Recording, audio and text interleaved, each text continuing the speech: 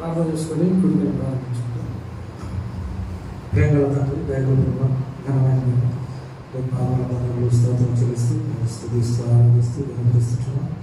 గొప్ప దేవుడు, అమరైన దేవుడు, సర్వాధికారి దేవుడు, సర్వశక్తి దేవుడు, మంచివాడు, బలమైన వాడు, ఘనమైన వాడు, మాట తప్పినవాడు, మరి వేరు చేసే దేవుడు, ఆలోచించే దేవుడు, సహాయపడేటటువంటి దేవుడు, మరి కృప చూపించేటటువంటి దేవుడు, అందుకై మీకు ఎంతమంది స్తోత్రం చూపించుకుంటున్నాం. ఈ సమయంలో ఎవరు పెద్దలు ప్రార్థన మరి మేము ప్రత్యేకమైనటువంటి కుడికి చేరావడానికి ఇచ్చినటువంటి కృపకి స్తోత్రాలు. ఇక్కడ ధ్యానములు ఉండాల్సిన విశ్రమను నడిపించడానికి స్తోత్రాలు. ప్రభుత్వం రాత్రి జ్ఞాపకారం జరిగించండి. అనేది వాక్యమైన మారుమర్చుకోవడానికి సాధ్యం, మమ్మల్ని సరి చేసుకోవడానికి మీ రాజ్యం కొరకు సిద్ధపడడానికి సాధ్యం. శత్రు కార్యములు మానవ ప్రయత్నాలను ప్రదించండి. మీ ఆత్మ వాటిలో కూర్చోవచ్చు. వేరు జ్ఞాపకం చేసుకుని వెళ్ళినట్టు ప్రభు వాక్యము పాటలు మీకు నడిపించుకోవచ్చు.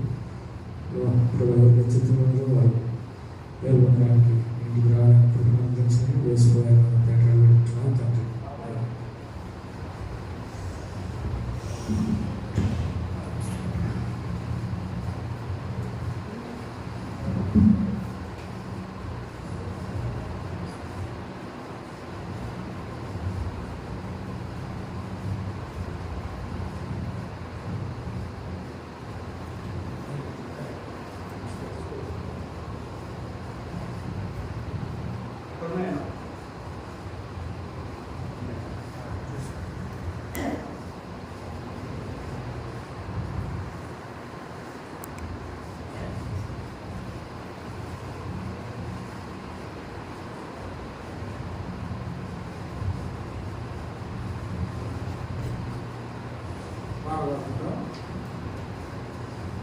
Marks and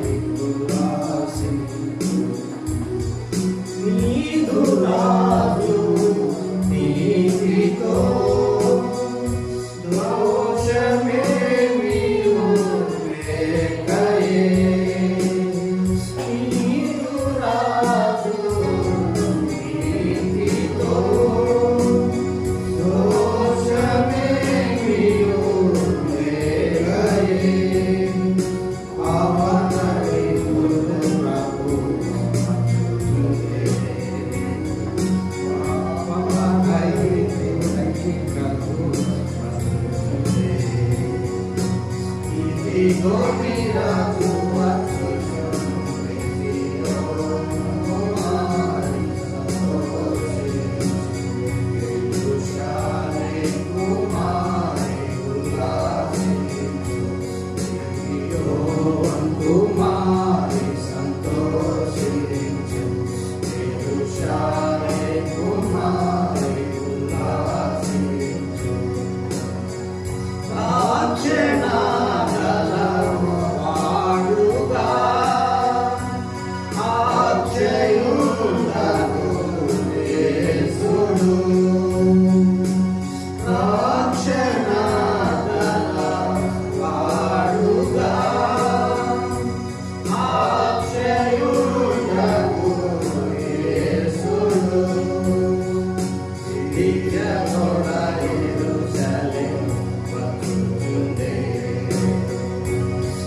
రక్షకుడా యెరూషలేము వచ్చుచుండే.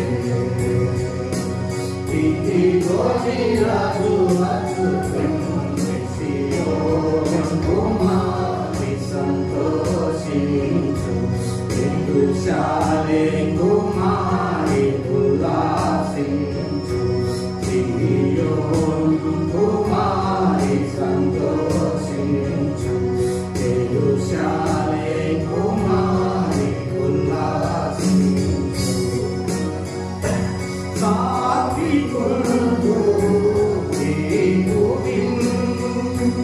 అత్యంత ప్రేమతో. సాత్వికుడు నీవు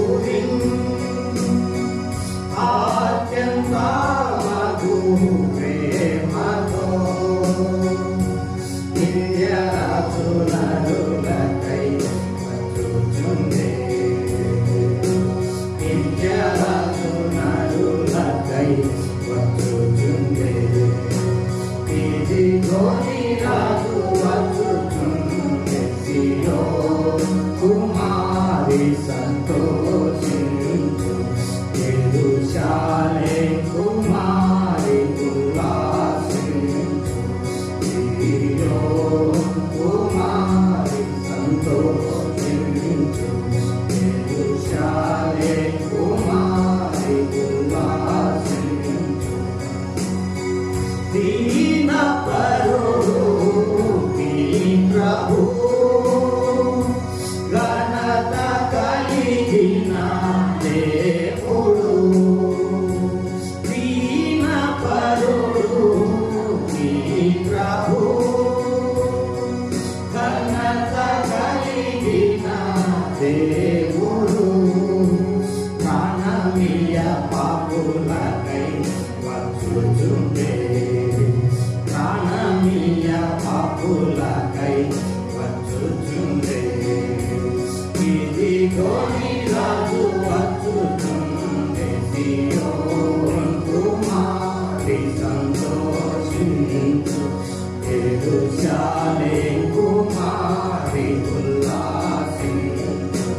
సియోను కుమారి సంతోషించు.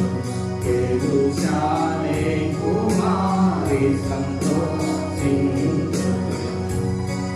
ఇలను గాడిద నేతియే, భానురాతో ప్రభులతో.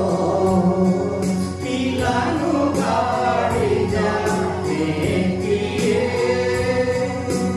భానురాతో ప్రభులతో. బలుడగు నీ ప్రభు వచ్చుచుండే. బలుడగు నీ ప్రభు వచ్చుచుండే. ఇదిగో నీ రాజు వచ్చుచుండే, సియోను కుమారి సంతోషించు. యెరూషలేము కుమారి ఉల్లాసించు. సియోను కుమారి సంతోషించు. యెరూషలేము కుమారి ఉల్లాసించు. దావీదు కుమారుడు, దేవుడు పాపులకు. దావీదు కుమారుడు, దేవుడు పాపులకు. జయ గీతములతో వచ్చుచుండే. జయ గీతములతో వచ్చుచుండే. ఇదిగో నీ రాజు వచ్చుచుండే, సియోను కుమారి సంతోషించు. యెరూషలేము కుమారి ఉల్లాసించు. సియోను కుమారి సంతోషించు. యెరూషలేము కుమారి ఉల్లాసించు.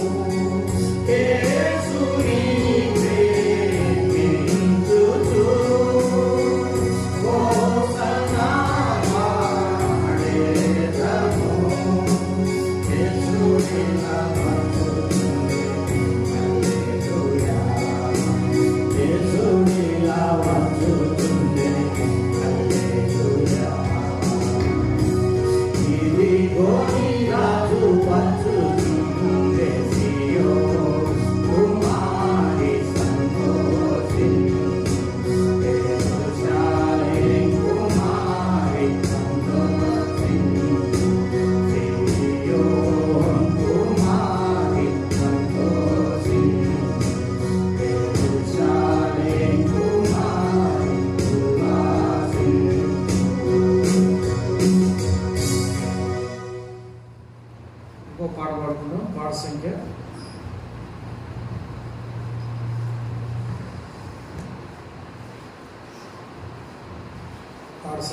'ఓయేసు నీ ప్రేమ ఎంతో మహనీయమైనటువంటి పాట.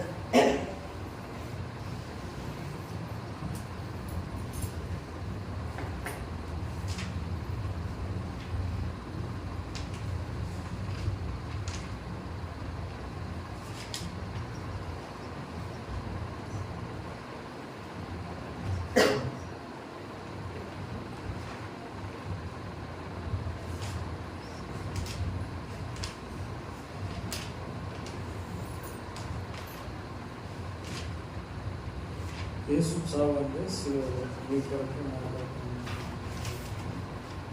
రాసింది.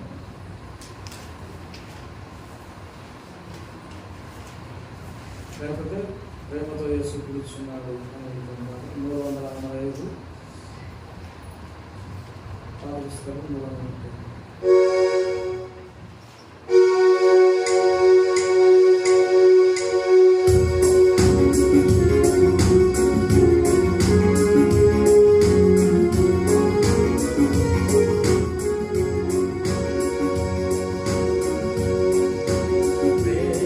ప్రేమతో యేసు పిలుచుచున్నాడు రమ్ము.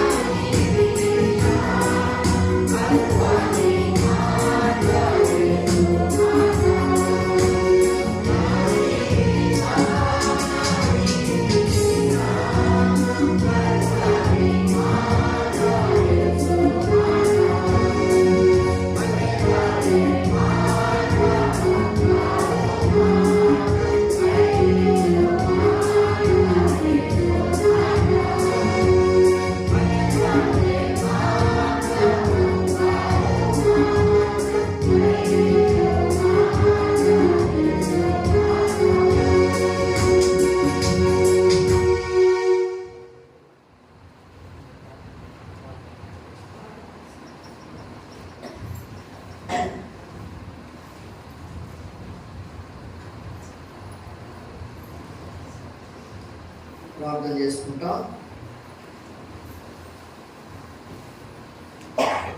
ప్రేమ కలిగిన మా తండ్రి, పరిశుద్ధుడైన మా ప్రభువా, మీకు స్తోత్రాలనైనా. మీ నిత్య సంకల్పాన్ని బట్టి తండ్రి మా తలలో వంచి మేము మిమ్మల్ని కొనియాడుతున్నాం. మీ పరిశుద్ధ మందిరంలో చేరి పాటల ద్వారా తండ్రి మీ నామాన్ని కనపరిచే ఆ కృపను మాకు అనుగ్రహించారు దేవా. మీకు స్తోత్రాలు తండ్రి. ఈ రాత్రి కూడి కొరకై నాయన మీ దాసుడు ఎస్లీని కూడా మీరు తీసుకొచ్చినందు కొరకై మీకు స్తోత్రాలు.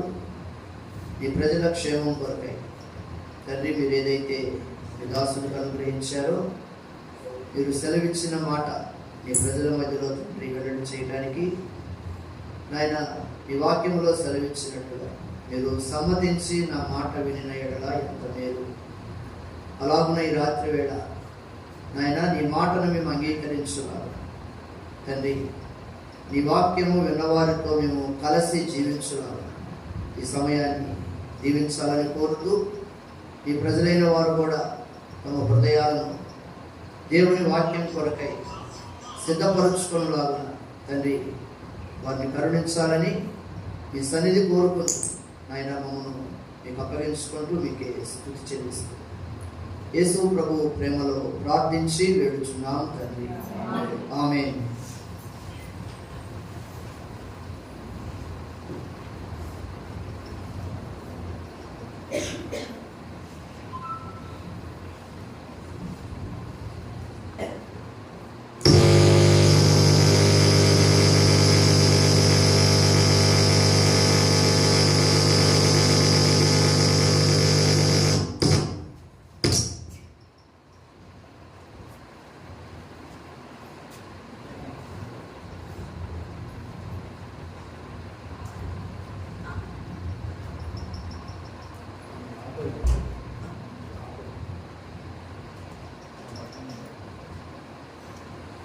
రాత్రి దేవుని వాక్యంలో నుండి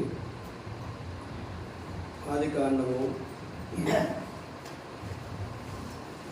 28వ అధ్యాయము, ఆదికాండము 28వ అధ్యాయము 10-11 వచనాలను కలిసి చదువుకుంటాం. 10-11 వచనాలను కలిసి చదువుకుంటాం.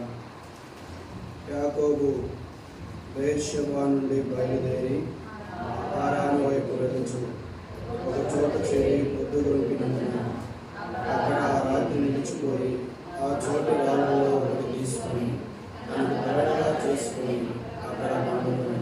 మరొక భాగం చూద్దాం. ఆదికాండము 32వ అధ్యాయము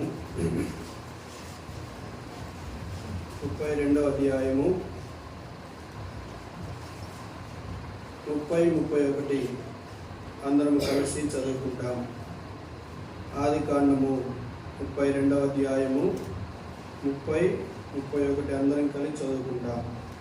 యాకోబు, నేను ముఖాముఖిగా దేవుని చూచితిని, ఆయనను నా ప్రాణం తగ్గినదని ఆ స్థలమునకు పెనియేలని పేరు పెట్టాను. అతడు పెనియేలు నుండి సాగిపోయినప్పుడు సూర్యోదయమాయను. అప్పుడు అతడు కొడుకుంటూ చూపించాను. ప్రేమగల ప్రభువు మన పరిశుద్ధ లేఖనమును దీవించి మన వెనుకలో మనతో మాట్లాడినట్లు ప్రార్థన చేసుకుంటాం. మోకరించగలిగిన వారందరూ మోకరించండి. ప్రభు సన్నిధిలో మోకరించడము, ప్రభువును కనపరచడం. ఏమైనా దేవా, యేసుక్రీస్తు వారి వేడు మీకు స్తోత్రములు నాయన. మీ మంచితనాన్ని బట్టి మిమ్మల్ని పూజిస్తూ ఉంటున్నాం, మిమ్మల్ని కనపరుస్తూ ఉంటున్నాం. మమ్మల్ని సజీవ లెక్కల్లో ఉంచి ఈ రాత్రి పెనియేల్లో మీ ఇంటిలో మిమ్మల్ని సేవించుటి కొరకై, ఆరాధించి కనపరచుటి కొరకై, మమ్మల్ని జ్ఞాపకం చేసుకునే కొరకై స్తుతులు చెల్లించి పూజిస్తూ ఉంటున్నాం. 10 నిమిషాలు మీ వాక్యం చూస్తూ ఉంటుండగా ఆయన మీ కృపను సమృద్ధిగా అనుగ్రహించము. నేను బలహీనుని పరలోకం నుండి మీ ఆత్మ ద్వారా మాతో మాట్లాడను. ప్రోక్షింపబడిన నిత్య నిబంధన రక్తము కిందకు నన్ను మమ్మల్ని అందరినీ తెచ్చుకుంటూ మీ వైపు చూస్తూ కృపా సత్యములను బట్టి మీ నామమునకే మహిమ ఆరోపిస్తూ మీరే కనబడి మత్తయి సువార్త 17:8 ప్రకారం వారు కన్నులెత్తి చూసినప్పుడు యేసు తప్ప మరెవరును వారికి కనబడలేదన్న వాగ్దానం నెరవేర్చి మీరు మా 4:12 నెరవేర్చాలని కోరుతూ యేసు ప్రభు నామములో స్తుతించి ప్రార్థించి వేడుకుంటున్నాము తండ్రి, ఆమేన్. ఇలాగా ఇక్కడ మనం చదివిన 2 సందర్భాలలో 2 రకాల పేర్లు కనబడతా ఉన్నాయి. ఒకటి బెయేర్షెబా నుండి హారాను వైపు వెళ్ళొచ్చు అని. ఎవరు వెళుతూ ఉన్నారు అంటే యాకోబు వెళుతూ ఉంటున్నాడు. కనుక యాకోబు ఎవరు? ఇస్సాకు కుమారుడు. యాకోబు ఎవరు? ఇస్సాకు కుమారుడు. ఇస్సాకు ఎవరు? అబ్రహాము కుమారుడు. అబ్రహాము కుమారుడు. కనుక అబ్రహాము కుమారుడైన ఇస్సాకు, ఇస్సాకు కుమారుడైన యాకోబు. ఈ యాకోబు ఎలా వెళ్తున్నాడు అంటే ఒక రకంగా చెప్తే పారిపోతూ ఉంటున్నాడు. తన ఇంటి నుండి, తన తండ్రి యొద్ద నుండి. కనుక తాను తన అన్నను మోసం చేసి తన అన్నకు రావాల్సిన ఆశీర్వాదములన్నీ తాను తన తండ్రి ద్వారా తీసుకొని తన ఇంటి నుండి తన తల్లి, నీవు ఇక్కడే ఉంటే మీ అన్న నిన్ను చంపుతాడు, నీవు లేచి పద్దనరాములో ఉన్న మీ మామ అయిన లాబాను ఇంటికి వెళ్ళుము అని చెప్పినప్పుడు తాను ఏం చేసినాడంటే ఆ మార్గంలో తాను వెళుతూ ఒక్కడే ఉన్నాడు. వెళ్తా ఉన్నప్పుడు అతను ఎక్కడికి వచ్చినాడు అంటే యాకోబు బెయేర్షెబా నుండి బయలుదేరి హారాను వైపు వెళ్ళుచు ఒక చోట చేరి ప్రొద్దు కృంకినందున అక్కడ ఆ రాత్రి నిలిచిపోయి. యాకోబు జీవితంలో అక్కడికి రాగానే ఏమైంది అంటే ప్రొద్దు కృంకినందున ఉంది అక్కడ. కనుక మనకు తెలుసు సాయంకాలం 6 అవగానే పల్లెటూరులో ఉన్నవారైనా ఎవరైనా ఏమంటారు, ఇప్పుడు చదువుకున్న పిల్లలు కాబట్టి చీకటి పడుతుంది అని చెప్తారు. సర్వసాధారణంగా మామూలుగా ఏమంటారు పల్లెటూళ్ళలో? ప్రొద్దు కృంకినందున. కనుక యాకోబు జీవితంలో అక్కడికి రాగానే ఏమైంది అంటే చీకటి పడింది, ప్రొద్దు కృంకింది. కనుక ఇది ఏ అనుభవం అంటే బెయేర్షెబా నుండి అతను హారాను వైపు వెళుతున్నప్పుడు తన జీవితంలో జరిగింది. తన జీవితంలోనే మాత్రము కాదు, మన జీవితాల్లో కూడా ప్రియులారా, ఇక్కడికి మనం వచ్చినప్పుడు మన జీవితాల్లో కూడా ఈ ప్రొద్దు కృంకిన అనుభవము, లేకపోతే రాత్రి నిలిచిపోయి, రాత్రి చీకటి. కనుక ఈ చీకటి అనేది చాలా ప్రమాదకరమైనది. కనుక ఈ చీకటిని మనం చూసినప్పుడు ఏంటి చీకటి? బైబిల్లో మనం చూస్తే 2 రకాలైన పదాలు బైబిల్లో కనబడుతూ ఉన్నాయి. చూడండి, యెషయా గ్రంథము 60వ అధ్యాయము. జాగ్రత్తగా చదవండి మీ భాగాలు. కనుక దేవుని వాక్యాన్ని శ్రద్ధగా ఒకసారి చూస్తే యెషయా గ్రంథము 60వ అధ్యాయము 2వ వచనం. యెషయా గ్రంథము 60వ అధ్యాయము 2వ వచనం. చూడుము, భూమిని చీకటి కమ్ముచున్నది, కటిక చీకటి జనములను కమ్ముచున్నది. ఇక్కడ 2 మాటలు ఉన్నాయి. జాగ్రత్తగా మీరు ఆలోచన చేస్తే చూడుము, భూమిని చీకటి కమ్ముచున్నది అని ఉంది. 2వ వరుసలో ఏముంది? కటిక చీకటి జనములను కమ్ముచున్నది. కనుక ప్రియులారా, చీకటి అంటే దేవుడు ఒక దినాన్ని చేసినప్పుడు ఆ దినమున సూర్యాస్తమయము సూర్యోదయము అయినప్పుడు ఒక దినమైంది అన్నాడు. కనుక సూర్యాస్తమైనప్పుడు తప్పకుండా ఏమొస్తుంది అంటే చీకటి వస్తుంది, రాత్రి వస్తుంది. అది భూమిని చీకటి కమ్ముచున్నది అనే మాట. కనుక 2వ వరుసలో ఏముంది? కటిక చీకటి జనములను కమ్ముచున్నది. ఏ చీకటి అది? కటిక చీకటి. కనుక ఈ కటిక చీకటి అనేది ఎక్కడి నుండి వచ్చింది? కనుక ఎలాగొచ్చింది, ఎక్కడ ప్రారంభమైంది అని దేవుని వాక్యంలో మనం చూస్తే, ఈ చీకటి అనేది ఎవరి ద్వారా ప్రారంభించబడింది అంటే సాతాను ద్వారా ప్రారంభించబడింది. సాతాను ఎవరు? కనుక ఈ సాతాను ఎవరు అంటే తాను సాతాను కాకమునుపు దేవుడు తయారు చేసిన, దేవుడు తన మహిమ కొరకు చేసిన ప్రధాన దేవదూత అయిన లూసిఫర్. ఈ మాట తెలుగు బైబిల్లో లేదు. తెలుగు బైబిల్లో ఏముంది? తేజో నక్షత్రమా అనే మాట ఉంది. చదవండి. యెషయా గ్రంథము 14వ అధ్యాయము, యెషయా గ్రంథము 14వ అధ్యాయము 12వ వచనం ఒక మాట చూస్తాం. తేజో నక్షత్రమా, వేకువ చుక్క, నీవెట్లు ఆకాశము నుండి పడితివి. దేవుడు దేవదూతల గురించి సంబోధించినప్పుడు, కనుక బైబిల్లో కూడా దేవదూతల గురించి సంబోధించినప్పుడు నక్షత్రాలతో పోల్చినట్టుగా మనం చూస్తూ ఉన్నాం. కనుక ఇక్కడ మీరు చూడండి, తేజో నక్షత్రమా అని ఎవరిని గురించి మాట్లాడుతున్నాడు?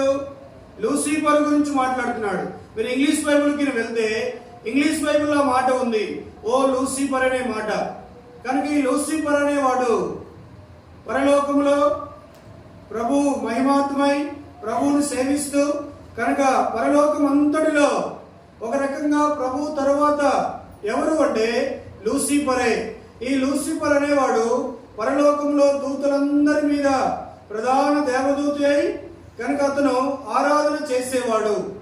ఒక దినాన ప్రభు తన సింహాసనం మీద లేనప్పుడు తన హృదయంలో ఏం పుట్టింది అంటే, దేవుని యొక్క సింహాసనం పైగా, దేవుని సింహాసనము కంటే నా సింహాసనము పైగా ఉంటే ఎంత బాగుండు అని తన మనసులో అనుకుంటూ వచ్చినాడు. తన మనసులో అనుకున్న కారణం చేత ప్రియులారా, తనకు పరలోకములో స్థలము లేకుండా దేవుడు పరలోకములో నుండి తాను ఆ లూసిఫర్ని ఏం చేసినాడు? పడవేసినాడు. పడవేసినప్పుడు ఆయన దేవదూతలను, పరలోకమందు యుద్ధం జరిగింది, మికాయేలుకును లూసిఫర్కును యుద్ధం జరిగింది. కనుక లూసిఫర్ ఓడిపోయినాడు, పరలోకంలో నుండి పడద్రోయబడ్డాడు. కనుక పడద్రోయబడేటప్పుడు కొంతమంది దేవదూతలు కూడా తనతో చేరుతూ వచ్చినారు. కనుక ప్రకటన గ్రంథము 12వ అధ్యాయంలో చదివితే, దాని త్రోకతో 3వ భాగము నక్షత్రములను ఈడ్చి అని ఉంది. అంటే 4 భాగాలు దేవదూతలైతే 3 భాగాలను ఈడ్చి అది పడవేస్తూ వచ్చింది. వాటిలో ఒక భాగము కనుక కటిక చీకటి గల బిలములో దేవుడు బంధించినట్టుగా పేతురు తన పత్రికలో రాస్తున్నాడు. రెండవ గుంపు ఎవరు అంటే ఈ భూమి మీద ఉన్న దురాత్మలు. 3వ గుంపు ఎవరు అంటే ఆకాశ మండలమందున్న దురాత్మ సమూహాలు. కనుక ఈ 3 గుంపులుగా పడద్రోయబడుతూ వచ్చినాడు. కనుక వాడు ఎక్కడ ఉంటే అక్కడ చీకటే. కనుక వాడు పడద్రోయబడ్డాడు. పడద్రోయబడిన తర్వాత భూమి మీద ఉన్న దేవుని పోలికలో, దేవుని స్వరూపంలో దేవుడు చేసిన మానవుణ్ణి వాడు ఏం చేసినాడు అంటే చీకటిగా చేస్తూ వచ్చినాడు. అంత మాత్రమే కాదు, దేవుడు ఆది యందు భూమి ఆకాశములను సృజించినాడు. వెంటనే రాయబడిన మాట, చీకటి అగాధ జలములను కమ్మి ఉన్నది. కనుక వాడు ఎక్కడ ఉంటే అక్కడ ఏముంటది అంటే చీకటి. దేవుడు మానవుని చేసినప్పుడు మానవుని త్రిత్వంగా చేస్తూ వచ్చినాడు. మీరు చూడండి, దేవుడు ఎలాగో తండ్రి, కుమారుడు, పరిశుద్ధాత్మని రాయబడిందో, మానవుడు కూడా త్రిత్వమై ఉన్నాడు. శరీరం ఉంది, ప్రాణం ఉంది, ఆత్మ కూడా ఉన్నది. దేవుడు నేల మట్టిని తీసుకొని బొమ్మనుగా చేసి ఆ బొమ్మలోనికి తన జీవవాయువును ఊదగా నరుడు ఏమైనాడు? జీవాత్మ అయినాడు. ఈ రీతిగా శరీరము, ప్రాణము, ఆత్మ. ఏ దినమైతే సాతాను తాను పడిపోయి చీకటి సామ్రాజ్యానికి వారసుడిగా అయినాడో, కనుక అంధకార సంబంధమైన అధికారము కనుక చేజిక్కించుకున్నాడో, అతను ఏం చేసినాడు అంటే దేవుని స్వరూపములో ఉన్న మానవుని కూడా పాపములోనికి అనగా చీకటిలోనికి త్రోసివేస్తూ వచ్చినాడు. అవ్వ దగ్గరికి వచ్చినాడు. కనుక అవ్వతో మాట్లాడుతూ వచ్చినాడు. ఇది నిజమా అన్నాడు. కనుక ఆమె చాలా కాలం ఒప్పుకోకుండా ఉండుండొచ్చు. బైబిల్లో మనకు అలాగ లేదు. కానీ ఒక సందర్భం వచ్చింది. ఇది నిజమా అని అడిగినప్పుడు అవ్వ ఏమన్నది అంటే, అవును, ఈ తోటలో ఉన్న వృక్ష ఫలాలన్నీ మేము తినవచ్చును, అయితే మంచి చెడ్డల తెలివినిచ్చే వృక్ష ఫలాలను మేము తినకూడదు, అవి తింటే మేము ఏమైపోతాము, చనిపోతామన్నారు. చనిపోతాం అని చెప్పగానే సాతాను అవ్వతో అన్నది, ఆ ఫలాలు తింటే మీరు చనిపోరు, దేవదూతల వలె అవుతారన్నారు. ఏమన్నది? దేవదూతల వలె అవుతారు. వెంటనే అవ్వ ఏం చేసింది అంటే, ఆ ఫలాలు తీసుకొని తింటూ వచ్చింది. తనతో పాటు తన భర్త అయిన ఆదాము కూడా ఇస్తూ వచ్చింది. ఇప్పుడు ఇద్దరు కలిసి ఆ పండు తిన్న వెంటనే, వీడ జ్ఞాపకం పెట్టుకో, ఆ పండు తిన్న వెంటనే వారిద్దరి కన్నులు తెరవబడ్డాయి. ఆత్మీయమైన నేత్రాలు, అంతవరకు వారు దేవుణ్ణి చూసే నేత్రాలు, దేవునితో సహవాసము, దేవునితో నడుచుట, దేవునితో కలిసి సంచరించే అనుభవం కనుక వెలుగు యొక్క అనుభవంలో నుంచి వారు ఎక్కడికి వచ్చినారు అంటే చీకటిలోనికి వచ్చినారు. వారిలోనికి ఇప్పుడు ఏం ప్రవేశించింది? చీకటి ప్రవేశించింది. అందుకనే నరుని ఆత్మ యెహోవా పెట్టిన దీపం కనుక ఇప్పుడు ఈ ఆత్మ ఏమైపోయింది? ఆరిపోయింది. శరీరంలోనికేమో అపవిత్రత వచ్చింది, ప్రాణంలోనికేమో మరణం వచ్చింది, కనుక ఆత్మలోనికి ఏమొచ్చింది? చీకటి వచ్చింది. కనుక మూడొంతులుగా మానవుడు చెడిపోతూ వచ్చినాడు, మూడొంతులుగా మానవుడు పాడైపోయినాడు. శరీరంలోనికి అపవిత్రత. ఈనాడు మనం చూస్తే మనం ఇలా కనబడుతున్నాము, కానీ ఉదయం మొదలుకొని సాయంకాలం వరకు మన శరీరంలో నుండి వచ్చే, కనుక మన హృదయంలో నుండి, మన మనసులో నుంచి వచ్చే ఆలోచనలు, తలంపులు కనుక ఎవరైనా కావచ్చు, ఎంత చీకటి సంబంధమైనవి అంటే, ఒకవేళ అవే మనం తీసుకొని ఒక తెల్ల పేపర్ మీద రాసి మన తల్లిదండ్రులకి ఇస్తే వాళ్ళు మనల్ని కొడతారు. కారణం ఏంటి అంటే, అంత చీకటి సంబంధమైన ఆలోచనలు మన శరీరంలో నుంచి వస్తున్నాయి. మన ప్రాణంలోనికి ఏమొచ్చింది? మరణం వచ్చింది. కనుక ఎలాంటి మరణము? బైబిల్లో 3 రకాల మరణాలు ఉన్నాయి. ఆ పండు తిను దినమున నిశ్చయముగా మీరు చచ్చెదరు అన్నప్పుడు వారు పండు తిన్నారు. అయితే వారు భౌతికంగా చనిపోయినారా? చనిపోలేదు. ఆత్మీయంగా ఏమైనారు? వారు చనిపోతూ వచ్చినారు. ఆత్మీయంగా చనిపోయినారు, భౌతికంగా వారు జీవిస్తూనే ఉన్నారు. ఈ రీతిగా వారి ప్రాణములోనికి, మన ప్రాణములోనికి మరణం వచ్చింది. అయితే ఆత్మ ఏమైపోయింది అంటే చీకటి అయిపోయింది, ఆరిపోయింది. అందుకనే ఈనాడు లోకంలో మానవులంతా దేవుణ్ణి కనుగొనలేక, నిజమైన దేవుణ్ణి గుర్తించలేక, కనుక ప్రియులారా రకరకాల స్థలాలకు వెళుతూ ఉంటున్నారు. దేవుణ్ణి కలవాలని ఒక దైవజనుడు చెప్తూ వచ్చినాడు, మానవుడు దేవుణ్ణి వెతకడం మతమైతే దేవుడు మానవుని వెతుక్కుంటూ రావడం ఏంటి అంటే మార్గము అని చెప్తూ వచ్చినాడు. కనుక మనం అందరము చీకటి అయి, చదవండి ఆ మాట, ఎఫెసీయులకు రాసిన పత్రిక 5వ అధ్యాయము 8వ వచనం. ఎఫెసీ పత్రిక 5వ అధ్యాయము 8వ వచనం. అందరం కలిసి చదువుతాం. మీరు పూర్వమందు చీకటి అయి ఉంటిరి. కనుక ఎఫెసీయులతో పౌలు అపోస్తలులు మాట్లాడుతూ, మీరు పూర్వమందు ఎలా ఉన్నారు? చీకటి అయి ఉంటిరి. చీకటి ఎలాగైనారు? ఎప్పుడైతే వారు ఆ పండు తిన్నారో, ఆ పండు తిన్న వెంటనే వారి శరీరం యొక్క నేత్రాలు తెరవబడుతూ వచ్చినాయి. ఆత్మీయమైన నేత్రాలు ఏమైనాయి? మోయబడుతూ వచ్చినాయి. ఈ యుగ సంబంధమైన దేవత అవిశ్వాసులైన వారి మనోనేత్రములకు ఏం కలగజేస్తూ వచ్చింది? గురుడితనం కలగజేసింది. గురుడివారమైనాం, చీకటిలోకి వెళ్ళిపోయినాం.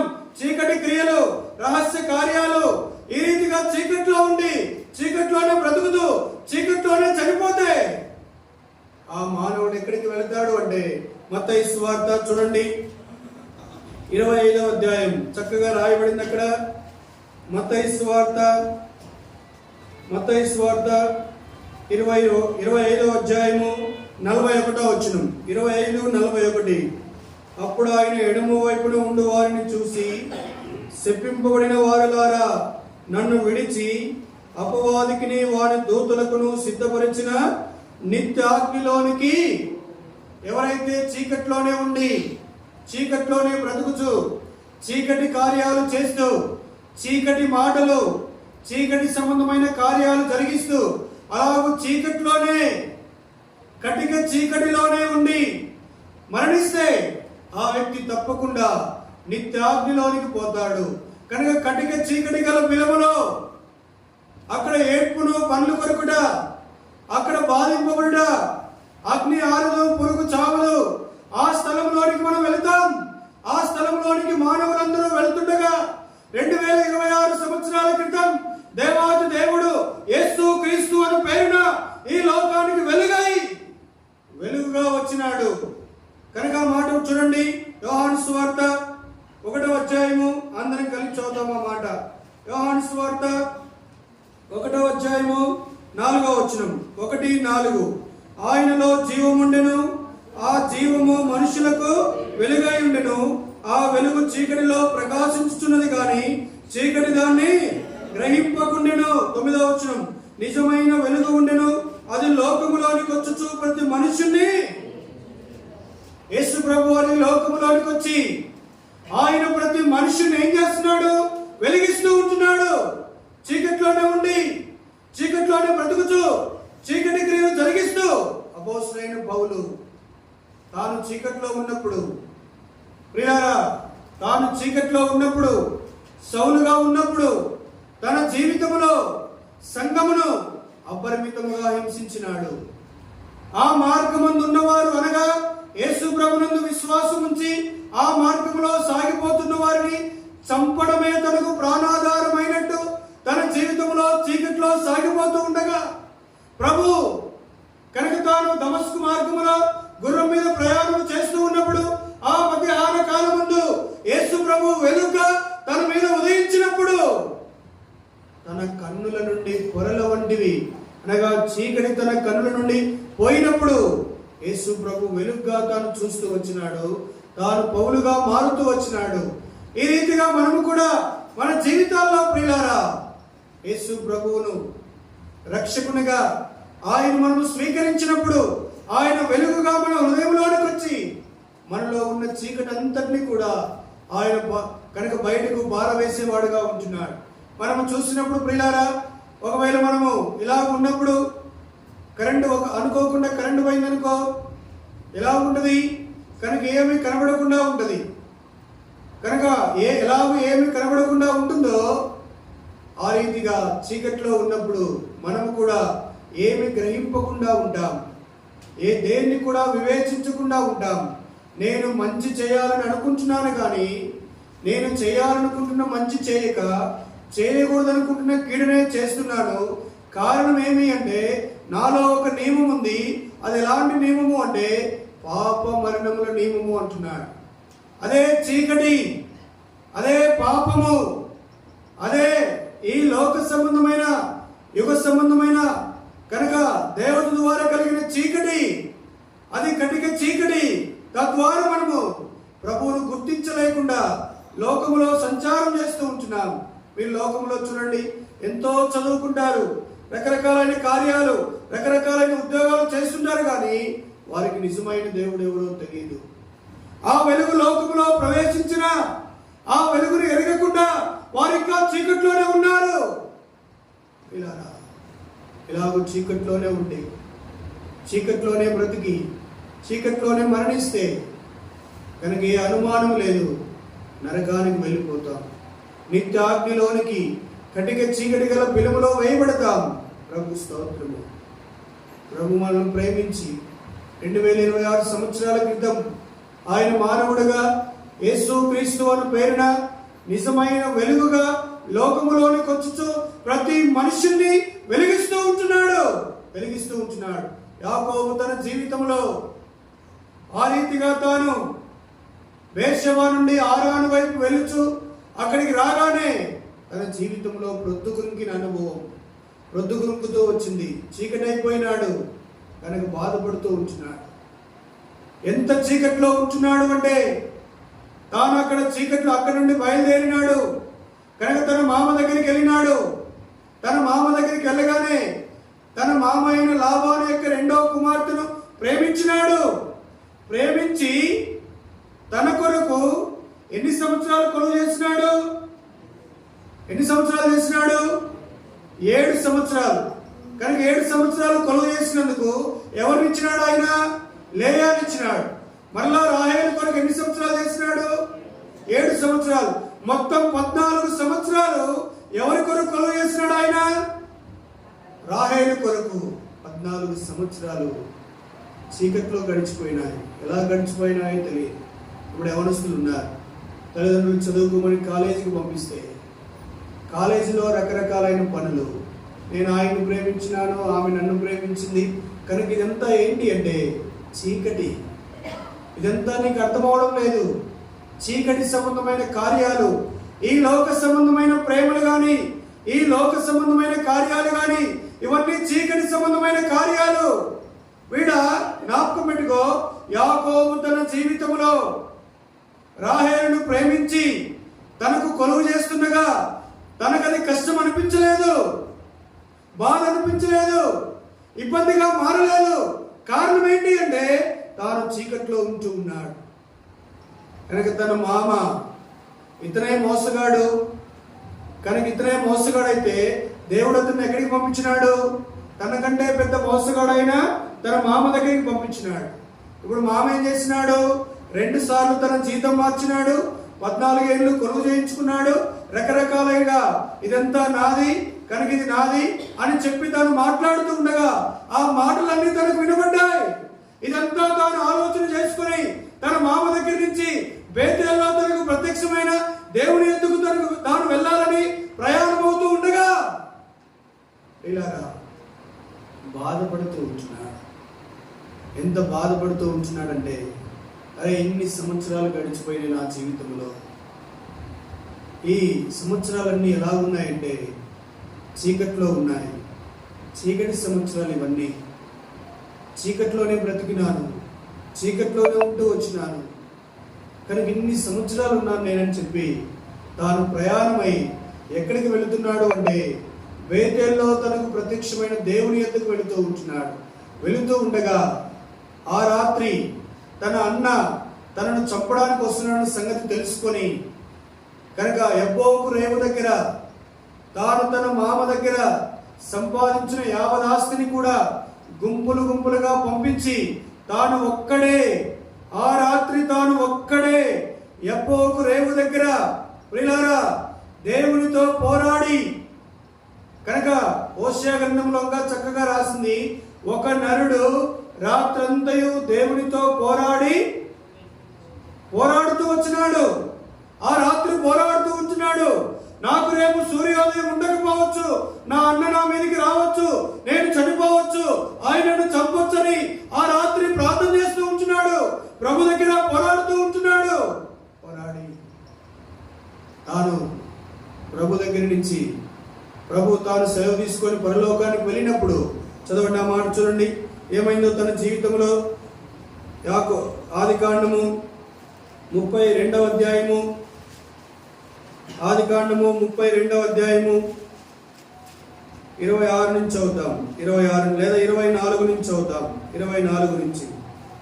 యాకోబు ఒక్కడు మిగిలిపోయెను, ఒక నరుడు తెల్లవారు వరకు అతనితో, తెల్లవారు వరకు అంటే రాత్రంతయు, తెల్లవారు వరకు అతనితో పెనుగులాడెను. తాను అతన్ని గెలవకుండా చూసి తొడగూటి మీద అతన్ని కొట్టెను. అప్పుడు అతడు ఆయనతో పెనుగులాట వలన యాకోబు తొడగూడు వలిసెను. ఆయన తెల్లవారుచున్నది కనుక నన్ను పోనిమ్మనగా అతడు, నీవు నన్ను ఆశీర్వదించితేనే గాని నిన్ను పోనీయను. ఆయన నీ పేరేమని అడుగుగా అతడు యాకోబు అని చెప్పెను. అప్పుడు ఆయన, నీవు దేవునితోనూ మనుషులతోనూ పోరాడి గెలిచితివి కనుక ఇక మీదట నీ పేరు ఇశ్రాయేలే గాని యాకోబు అనబడదని చెప్పెను. అప్పుడు యాకోబు, నీ పేరు దయచేసి తెలుపను. అందుకని నీవు ఎందు నిమిత్తము నా పేరు అడిగితువని చెప్పి అక్కడ అతను ఆశీర్వదించును. యాకోబు, నేను ముఖాముఖిగా దేవుని చూచితిని, ఆయనను నా ప్రాణము దక్కినదని ఆయన ఆ స్థలమునకు పెనియేలు అని పేరు పెట్టును.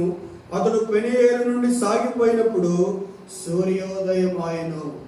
అతడు పెనియేల్లో నుండి బయట సాగిపోతున్నప్పుడు ఏమైంది? సూర్యోదయం. సూర్యోదయం అంటే ఏంటి?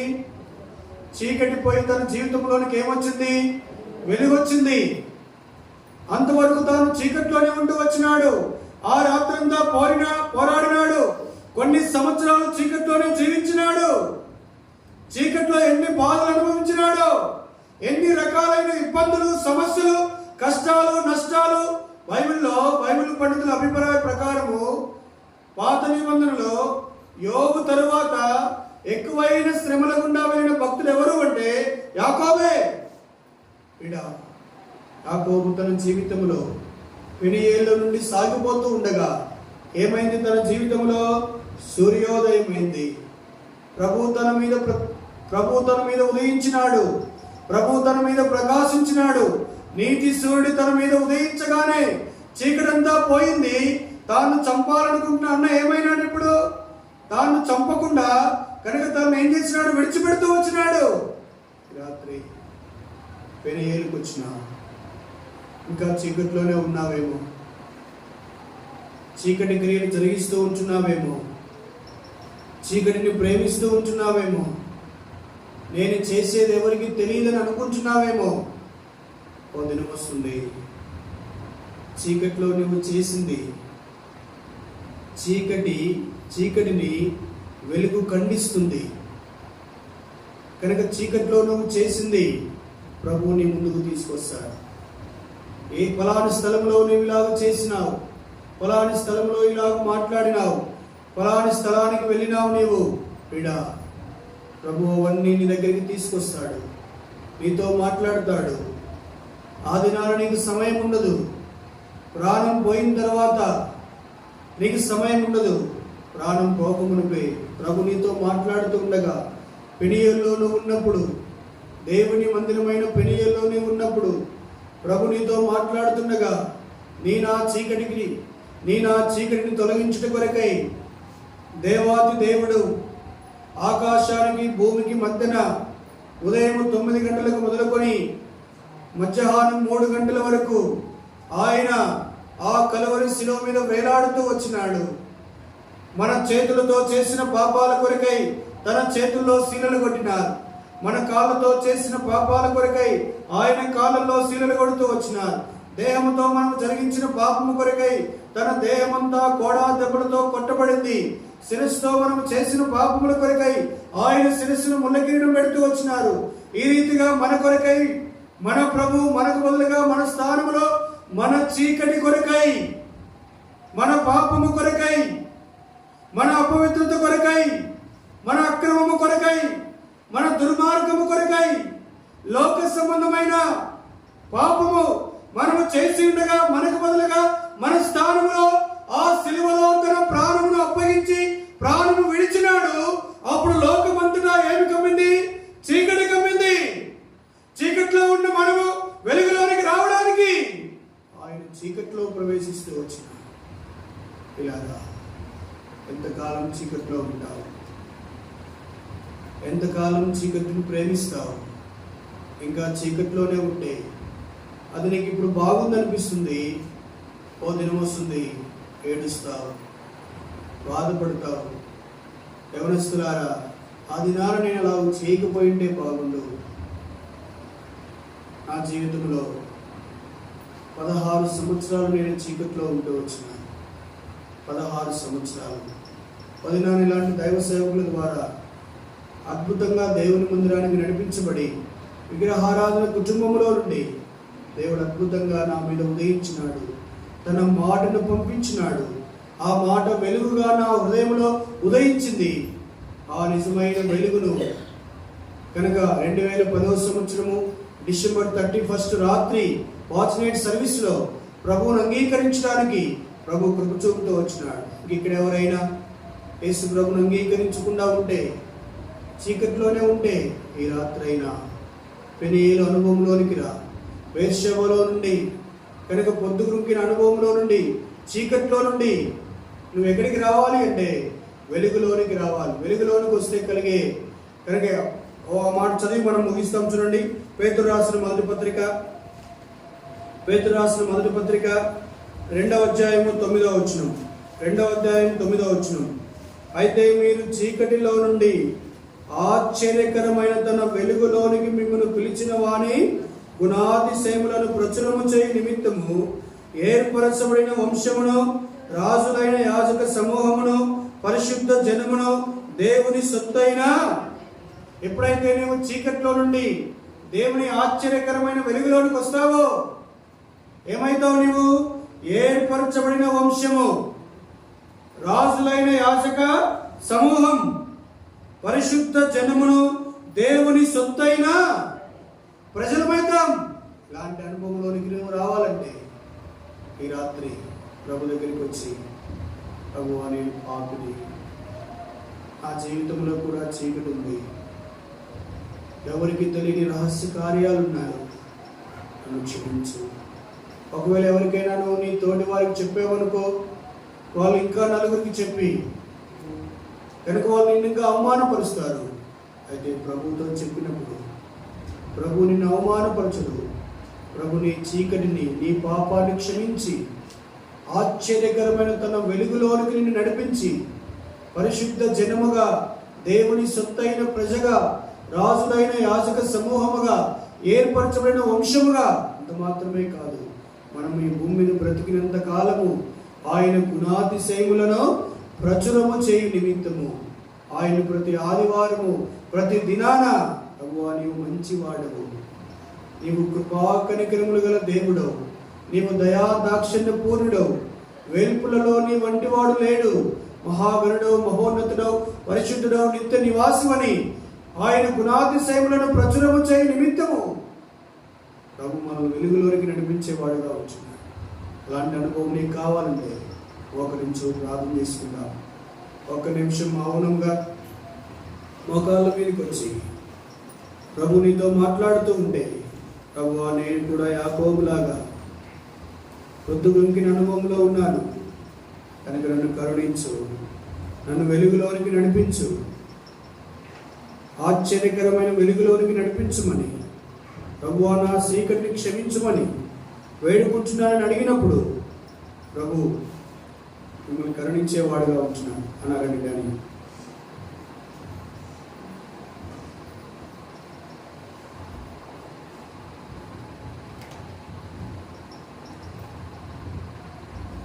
ప్రార్థన చేసుకుంటాం. దయచేసి అందరూ కూడా మౌనంగా కళ్ళు మూసుకోనండి.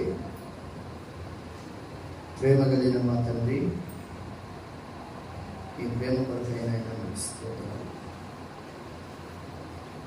ఈ రాత్రి వేళ ఈ విజులమైన మమ్మల్ని ప్రేమించి మీ దాసుల ద్వారా తండ్రి ఈ పరిశుద్ధ లేఖనాలు,